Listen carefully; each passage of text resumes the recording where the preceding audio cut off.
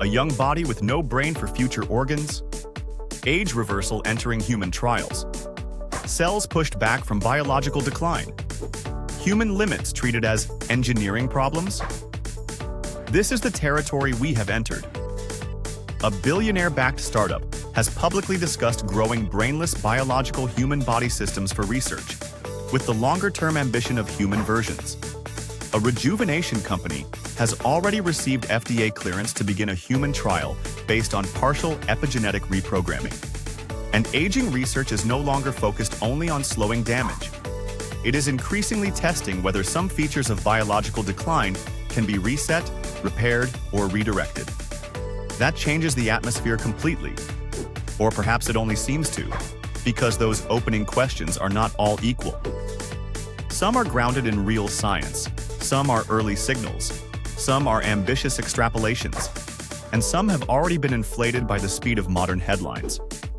So before this becomes fear, hype, or fantasy, we need to slow the frame and separate what is real, what is emerging, and what still belongs to speculation.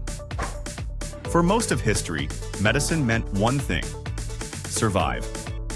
Stop the bleeding, lower the fever, outlast the infection. Make it to tomorrow. Now the ambition is different. Delay aging, repair damage, replace failing tissue, extend function, optimize the body. And once that shift begins, the questions become harder. Are we treating disease or redesigning decline? Are we protecting life or rewriting the terms of being human? And when the body starts to look modifiable, where exactly do we stop? This story did not begin in a biotech lab. It began the moment human beings refused to accept frailty as the final word. From healers and alchemists, to Frankenstein, to regenerative medicine, CRISPR and cellular reprogramming, the pattern is constant. Every era inherits a boundary, then starts testing it. Age, disease, pain, decay, death.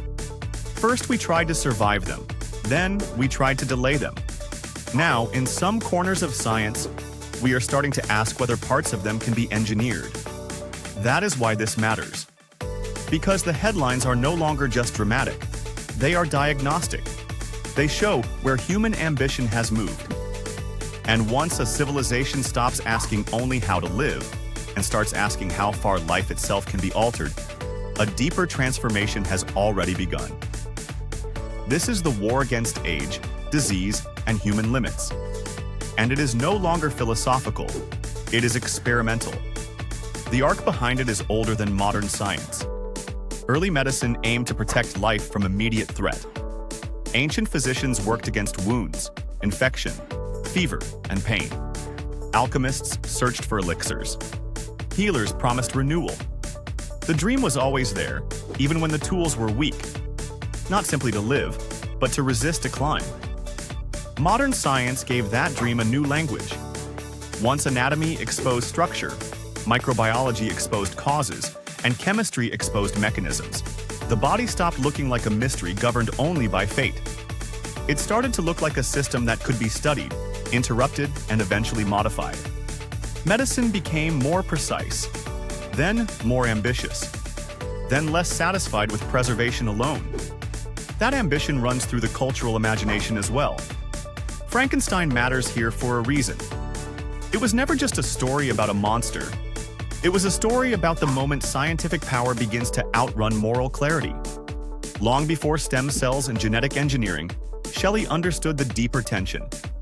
The danger is not curiosity itself, but the belief that technical ability is enough to justify intervention.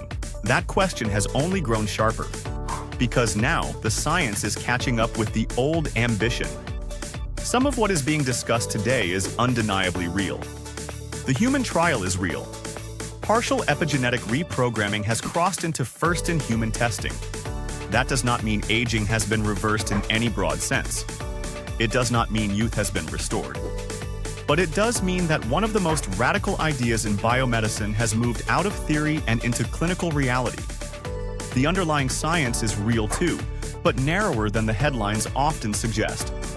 Recent work has shown that partial reprogramming can reverse specific aging-associated changes in cells and tissues. That is significant.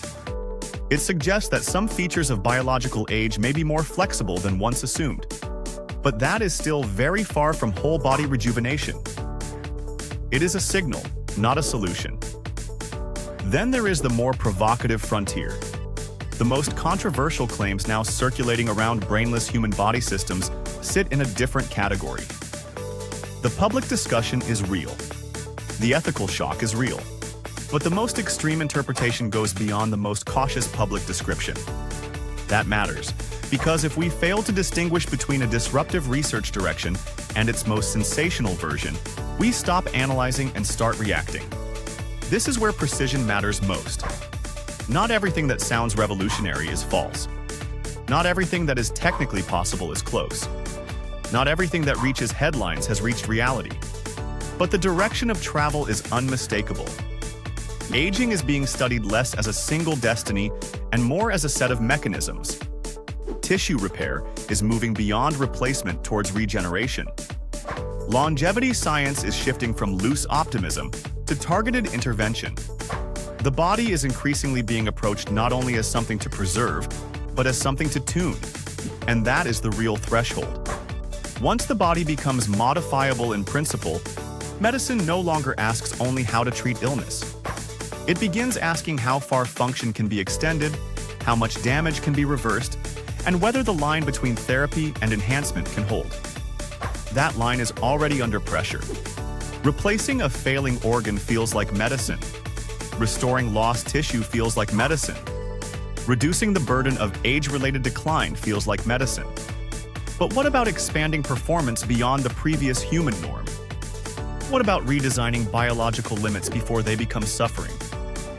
What about building bodies, tissues, or systems not merely to heal life, but to upgrade it? This is where biology starts colliding with philosophy. Because every meaningful advance in this space changes more than health. It changes power. Who gets access first? Who can afford to age more slowly? What happens when the body becomes something the wealthy can maintain more effectively than the poor? What happens when optimization becomes expectation?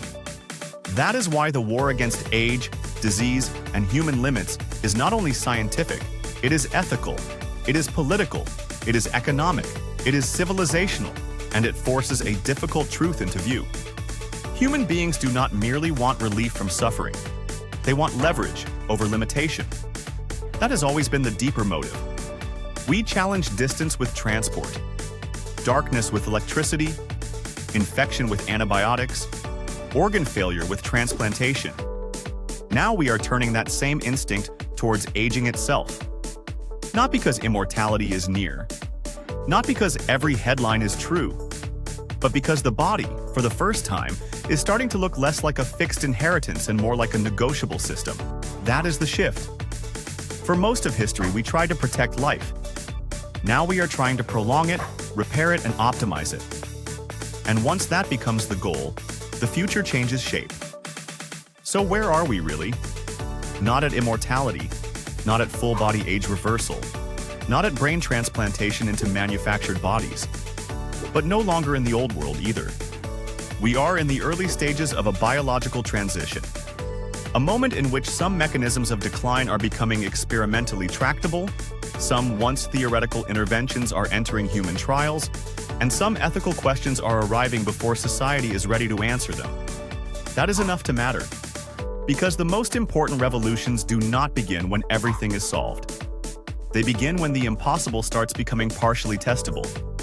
If this war is eventually won in any meaningful sense, it will not happen all at once. It will happen in layers.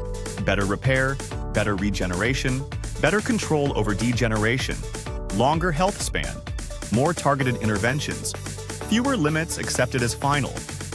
And each of those steps will force the same question back onto the table. What exactly are we trying to save?